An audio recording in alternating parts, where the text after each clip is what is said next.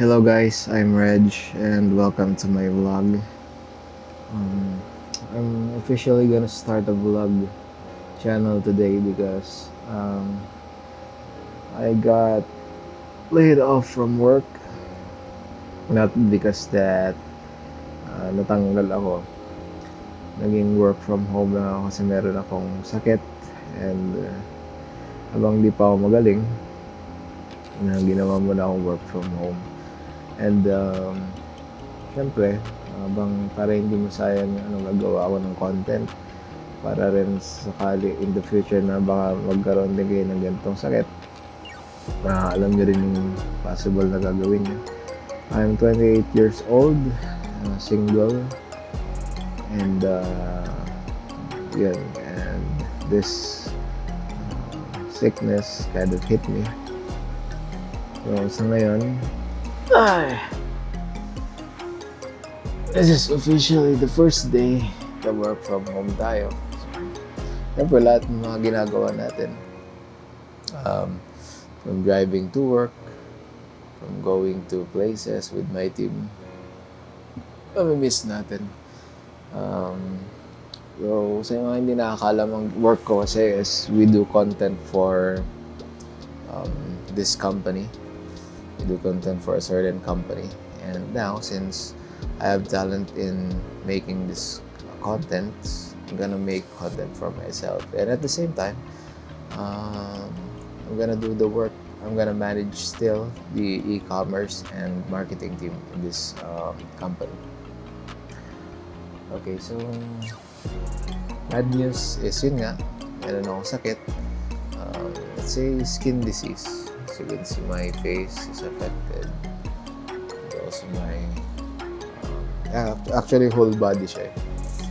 So I'm not gonna go into details, pero basically it's just a skin condition that is yung makikita kasi ng tao, kaya parang nag-request mo na pwede work from home ako kasi they will see, makakita ng mga tao. And sa bahay, sa kwarto ngayon is medyo magulo, and medyo magulo siya kasi nga wala akong time.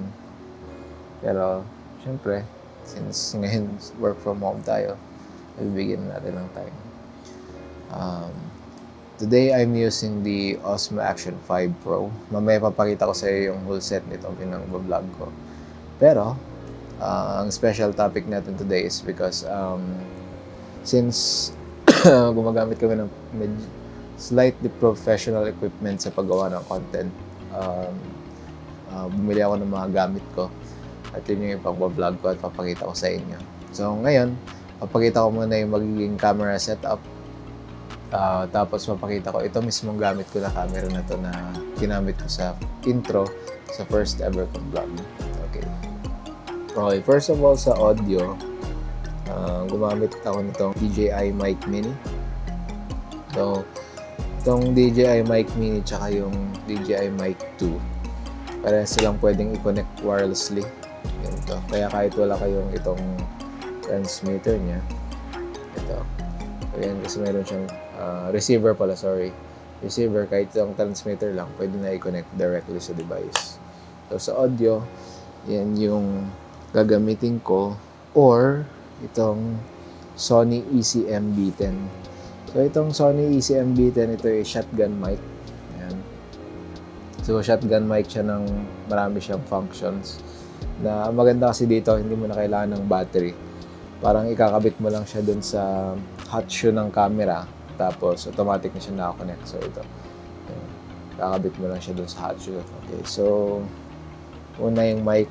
Yung mga mic is ulit DJI Mic Mini tsaka Sony ECM B10 shotgun mic na 4 capsule mic. Maganda dito kasi depende kung paano mo siya gagamitin. Kung naka-face sa'yo, pwede mong ano yun yung mga direction niya. And so pwede siyang super directional, pwedeng unidirectional, tsaka pwedeng omnidirectional yung naka-capture ng sound. Kaya maganda yung 4 capsule. Meron lang siyang windscreen, parang ganito. Okay, so pangalawa, since magbablog na tayo, kailangan natin ng parang So, ang camera kasi is pwede mong hawakan through the lens na nakaganyan. Pero ako gagamit ako nito. So, maganda dito sa Sony na tripod, pwede siyang remote kung gusto mo mag-record. Ganyan. Tapos, pwede rin siyang, open ko lang. Yan. Pwede rin siyang stand ng camera. Okay. So, hindi ko kabisado yung pangalan nito kasi mahaba mga pangalan ng Sony. Tulad dun sa mic, Sony ECM-B10. Pero itong remote tripod, di ko alam kung nalimutan ko yung tawag. Okay. Tapos, share ko lang din sa inyo yung mga lens ko. So, syempre kasi medyo mahal kasi ang camera lenses tsaka yung camera body mismo. Ang ginagamit kong mga lens ay Sigma. So, ang ginagamit ko talaga itong Sony 18-50 f2.8 na lens. Ito yung pang versatile ko kung halimbawang lalabas kami for photography, videography na kuha ako. Ito yung ginagamit ko para versatile pa. Kasi so, zoom lens. So, 18-50. So, parang 27-75 full frame equivalent. So, yun yung focal length. Tapos, bumili din ako nitong 56mm f1.4. Ito kaya ko lang to binili kasi sa mga hindi nakakaalam, nag-start kasi ako ang first camera ko is Sony a6400, tapos yung 50mm na Sony f1.8 OSS. So, portrait photography ako nag-start. So, prime lens nag-start ako, prime lens eh. Kaya, parang doon ako talaga nahilig sa portrait photography. Kaya, binili ko to kasi parang pag APS ito yung parang best. Bumili rin ako ng iba yung Viltrox 56mm f1.7. So, nandun yun sa office, nandun sa isa kong katin. Siya yung gumagamit nun. Pero, syempre, binili ko yung parang best. Yun kasi nasa 8,000 ito.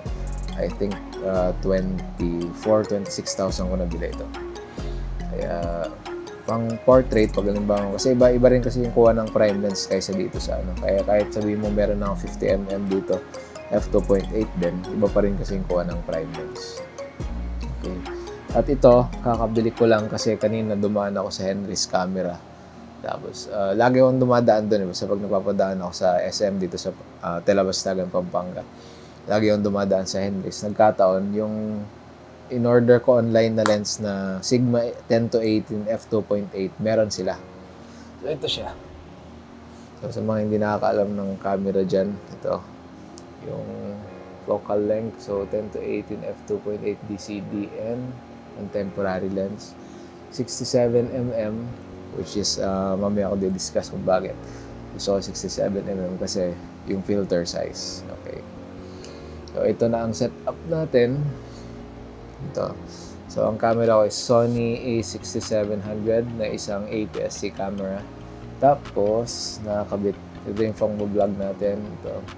Sigma 10-18 f2.8. Kaya, medyo na-excite ako dun sa 67mm na filter thread size kasi meron akong hide the filter, itong red na sakto. Kasi meron, kaya gusto ko talaga tong filter na to kasi red. Kasi kadalasan pag Sony, yan, merong yung mga accessory ng camera red eh. Yan, so bumagay ito. Sakto yung filter thread size niya kasi hindi ko na kailangan mag-ano. Dito sa dalawa kong lens, 55mm kasing filter thread size, gumagamit pa ako ng step-up ring. So parang okay lang naman kasi hindi lang bagay. Pero ito kasi since yun talaga yung filter size niya, bagay siya. Okay. So ulit, ang setup ko is Sony a6700, isang APS-C format na camera with 10-18 Sigma f2.8 na lens for vlogging setup. So, kailangan 10-18, ibig sabihin is 15mm to 27mm full frame equivalent para ganito yung kuha niya. Ayan, so ito pala yung skin disease ko, ang mga makakita. Ayan, so sa pag-vlog ko, in the next few days. So, ito ang gagamitin natin. Hindi pala, sa mga hindi pala familiar, ito kasing filter. Basically, parang isipin nyo, shades lang siya. So, ang camera, mata nyo, tapos nagyan nyo na ng shades. Kasi, the lower the aperture, yung f2.8 dito na, kung saan bibili kayong lens, yung 2.8 na yan, the lower the aperture, mas mataas yung dynamic range. Or tsaka yung pagalimbawang subject separation. Kunyari ako, kung mapapansin nyo ako yung focus dito, yung background ko, blur siya. So pag mas mababa yung aperture, mas malaki yung opening ng lens, mas blurred yung background. Dito kasi sa action camera, hindi niya ginagawa yung background separation kasi pag action camera, kinukuha lahat eh. So, built talaga siya doon. Pag halimbawa, pambablog nyo yung action camera, wag kayo mag-expect na merong background separation. And okay lang yun. Hindi importante yun pag vlogging ganyan, tsaka pag action ang kukunin nyo. Although, kung halimbawa gusto nyo yun, tapos di nyo afford yung camera, meron binibenta yung DJI na Osmo Pocket 3. Meron din kami doon sa office, kaya na-testing na naman yun yung ginagamit namin sa pang-vlog. It's not necessary to have this kind of setup. Okay, so kung may phone ka, pwede ka na mag-vlog doon. Pero, syempre, mas maganda lang tignan pag meron ka talagang camera. You really need to invest if you want beautiful content like this. But, just like I said, I really don't need this kind of equipment to start vlogging. You can start, according to other YouTubers and other content creators, the best camera is the one you have. So, kung ano meron kayo, doon kayo mag-start. Tapos, kung halimbawa kumita kayo. Kasi, I also started using, my first camera was A5100 by Sony with kit lens. Hindi ko, binigay lang siya sa akin. So, hindi ako parang naging privilege na meron nagbibigay sa akin ganyan. But if you work hard, ipon lang. Ganyan. Kasi syempre, kaya naman ako may ganito kasi lahat ng sahod ko dyan ko ginagastos. Kayo rin, kunyari may sahod kayo, may priorities kayo, sa iba nyo lang ginagastos. Kaya kung halimbawa wala kayong camera, baka tulad ko, minsan sa gitara ko, walang camera, gano'n. So, ipon lang, and then invest, pundar, gano'n. Additional pala, meron din ako nung latest na gimbal ng DJI. So, yun yung DJI RS4 Mini. So, ang maganda dito, meron siyang active tracking. Maganda rin siyang pang vlog kaso malaki na yung setup mo eh. Kasi isipin mo, ganito lang yung gagamitin mo na parang tripod or stand pag hawak mo yung camera ganyan. Tapos, ito malaki na. Pero, ang maganda niyan kasi pag ganito yung gagamitin mo, ang gagamitin mo lang is yung active stabilization ng camera which is not really that stable. Siyempre, malaki impact sa stability pag naglalakad ka, parang konti na lang yung movement. And then, meron lang siyang 1.5 times crop, I think, pag ginamit mo. Pero ito, siyempre, kahit i-off mo yung stabilization ng camera, walang crop, stable siya, pero ang laki. Yan, isipin mo. Again, pakita ko sa inyo. Yan. So, tingnan nyo yung difference. So, hawak mo tong machine. Hawak mo tong gimbal na to. So, maglalakad ka, mag-vlog kang ganyan. Pero ako gagawin ko yun in the future. Kasi wide naman na yung lens ko eh. Yun lang talaga yun. Kasi medyo pricey kasi itong lens. Ang SRP niya is 42K. Tapos nasa 38 pag may discount na 38 pag kinash mo eh. So, yun siya. So, stay tuned. Papalit lang ako ng setup. Gagamitin ko na yung camera. Tapos papakita ko rin tong Osmo Action 5 Pro na setup. Okay. So now, naka-camera setup na tayo for vlogging. Okay. So, kanina ito yung setup natin. So, parang naka-ano rin siya, naka-build. So, mapapansin nyo. So, ito yung Osmo Action 5. Tapos, binilan ko lang siya ng smaller rig na cage. Ulanzi na ilaw. Tapos, itong DJI na power handle niya. So, itong power handle, kung makikita nyo yan, may ilaw siya. Parang charging na rin siya. Pang-charge siya. Kaya, napalitan dito yung charging port, yung may Type-C. Tapos, lahat ng controls, nandito na siya. So, ito yung record, ito yung QS. QS yung parang switch niya dito. Ayan, QS, tapos, ito, capture, tapos power, ganun. Tapos, meron din siya ditong, ayan. So, tripod din siya. So, basically, parang itong handle din siya ng Sony. Pero, pang DJI siya.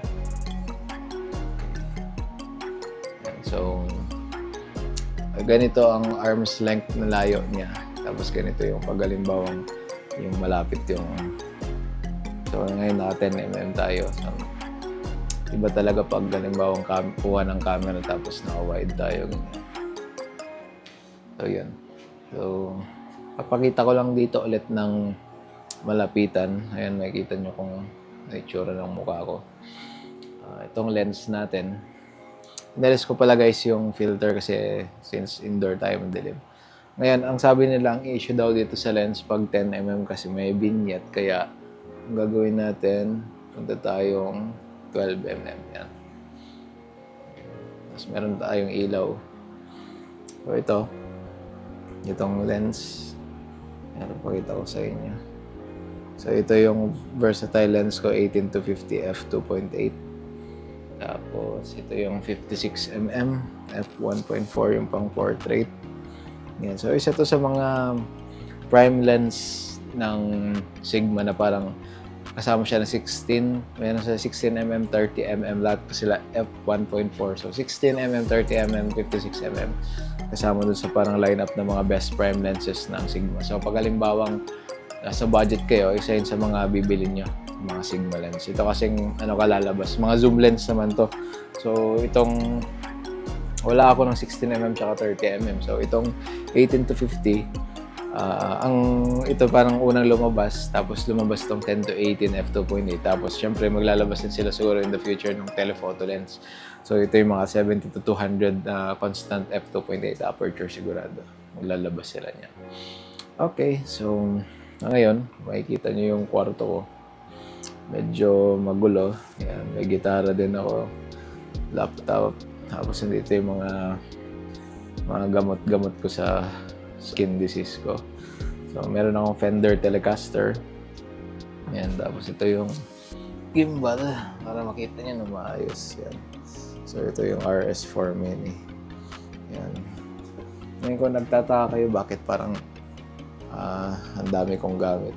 Kasi since meron nga kaming meron kaming production company na gumagawa kaming short film and short film, commercial, mga ganyan. So ako kasi gusto ko yung mga gamit updated para hindi kami nahuhuli. Kaya meron ako yung mga latest na gamit. And also I have a shoe collection. So all the brands. So kasi corporate kami tapos medyo formal yung sinusuot namin, kaya more on mga sperry na yung parang casual eh. Meron din syempre mga rubber shoes kasi nag-gym ako ganyan. Pero mga form business, casual lang ang tawag ata sa attire. Yun yung kadalasang meron ako sa shoes. So ngayon, ito yung casual format ng vlog. Gagawa ko ng parang mamaya cinematic yung paggising ko, ganyan. Para mapakita ko sa inyo yung magiging format talaga ng vlog. Kasi nga, ang gagamitin na natin is itong camera sa pag-vlog. Siguro, pag halimbawang lalabas ako minsan, gagamitin ko rin to, smaller setup, para rin hindi halata. Ayan, nagpo-focus naman siya. Pero pag hindi tinakpan yung mata, focus pa rin. So kailangan, wala kasi itong camera kasi walang product showcase mode. So kailangan tinatakpan yung mata para mag-focus itong So halimbawa, pag halimbawang pupunta kami sa mall, kaming team, tapos syempre yung ganitong malaking setup halata, gagamitin ko pa rin to. Ayan, so like I said guys, you don't need an expensive equipment for you to start doing what you like. In this case, vlogging or short films. You don't need. Syempre, pag halimbawa short film yung gagawin mo, kailangan mo mag-invest. Pero meron mga munang option. Kasi meron pa ako isang camera na nandun sa office, Sony a6400. It can shoot 4K up to 30 FPS. Usable pa siya. Kailangan mo lang talaga mag-invest sa lenses or glass yung tawag nila. Ito kasing A6700 medyo pricey. Pag bibili ka ng brand new nito is nasa 90,000. Medyo pricey pa, kaya makakabili ka naman sa mga China store na online. Nasa 60 plus, 68,000, medyo pricey pa rin. Yung ZV-E10 kasi nasa 37 na lang yun pag bibili ka ng body lang. Tapos invest ka na ng kahit second hand lang na lens. Ayan. Kung gusto mo talaga. Kasi makagawa ka na dun sigurado ng short film. Sigma, Tamron, marami namang yung brand eh. Buti nga yung Viltrox ngayon naglalabas sa mga murang lens. Bili ka lang ng mga prime lens sila na tagpo 4K. So pag may body ka na, wala ka ng problem. You don't need an expensive body. Ang advantage lang kasi ng mga expensive bodies, yung mga features tulad ng IBIS, in-body image stabilization, yung AI tracking nila, lalo na pag Sony. So, pero pag gagamit ka ng tulad ng sabi ko, meron akong A6400 usable pa yan. Meron kaming ginawang short film nung Valentine's Day, yun yung isa sa camera. So, meron kami A7 Mark IV, which is 150,000. Tapos, yung A6400, makakabili ka ngayon na 54,000, I think, pag kit lens. Tapos, nasa 47,000 pag body lang. So, I'm not telling the prices to show off, okay? So, I'm giving an idea on what are the prices para pag bibili kayo. So, yun yung mga prices ng brand new. Pag bibili naman kayo ng second hand, I saw one for sale, nasa 30 plus eh. So, yun yung pinakamura. Kasi merong 25,000 pero basag yung LCD. Viewfinder lang yung gagamitin mo sa marketplace ito. So, like I said, pwede ka naman bumili ng second hand if you cannot afford. Kasi pag halimbawa gagawin mo na short film music video, kailangan mo na ng mga ano eh. Kung hindi camera gagamitin mo, you can use iPhone. Pero pricey rin kasi. Kaya mas maganda mag-invest ka ng ibang-iba ang camera siya sa iPhone, okay? Pag I'm not saying na pag halimbawang I'm not comparing na professional yung cinematographer, videographer, tsaka editor versus yung newbie ng camera. I'm not saying that camera alone ng iPhone versus yung camera talaga na parang Sony, Canon is different quality, okay? So kung halimbawang gagawa ka talaga ng film, music video, mas maganda talaga camera yung gagamitin mo. Although, it's subjective kasi baka sabihin ng iba dyan, kaya akong gumawa ng ano eh. Pero, syempre, ba't pa may camera, di ba? So, ginawa yung camera for its purpose. And the camera in your phone also serves as a different purpose. Pero although merong Hollywood, nakikitang Hollywood na cinematographer ang gamit niya is iPhone, and mas magaling pag gumawa kaysa sa akin na ganito yung gamit ko tapos siya iPhone lang. Pero rigged yung iPhone It's not iPhone na stock. Nilalagyan nila yun ng mga lenses, ganyan. Tapos magaling sila mag-ilaw, cinematography, number 1. Okay, so hindi lang basta ibig sabihin nun na dahil sinabi ko na may Hollywood na nag-iPhone, tapos iPhone na gagamitin mo, tapos talo mo ang camera. No, it's not like that. Yeah, it has some experiences and techniques para makamit yung ganun. Okay? So, filter. So, itong filter pala is 2-in-1. ND filter siya, which is tulad ng sabi ko, it acts as shades. Halimbawa, maliwanag sa gusto mong gamitin yung lowest aperture para blurred yung background. Siyempre, mas sobrang liwanag doon. Gagamitin mo ngayon ng filter. Tapos dial mo para low aperture ka, tapos hindi ka affected ng light. Tapos, at the same time, ND filter, CPL filter siya. So, CPL filter is circular polarizer. It removes reflections. Nabawasan niya yung reflections sa mga reflective surfaces, ganyan. Para, kunyari, nagda-drive, gusto mo makita na nagda-drive ka, alisin niya yung reflection para kita ka sa loob, parang gano'n. Ganun din, pag halimbawa gusto mo mag-shoot ng, kunyari, 7-Eleven, glass yung buong store nila, tapos gusto mo mag-shoot see-through para hindi siya mag-reflect, i-dial mo yung circular polarizer para maalis yung reflection. Okay. Okay, so this will end today's vlog.